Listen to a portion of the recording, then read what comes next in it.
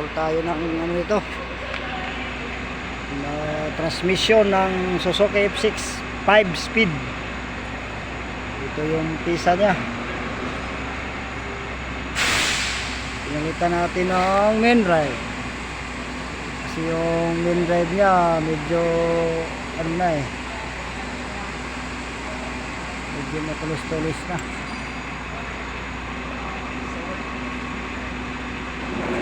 Ito yung pinalit natin ano, bumiyahe sana ako sa Grab. videohan ko para makita ko. Buti walang tama. Yan ang may tama. Matulis na. Ito makapal pa yung flat niya. Oo. Dito wala na. Wala na. Dito pagdating dito, ubos talaga yung ano. Oo. Nagkaroon kasi trabaho niyan eh. Oo. Yan ang nagdadala. Kakabit na lang natin to. Ano pa? Sa iba? Ulam ako sa iba. May tinitang pero ano siya, sira yung bearing.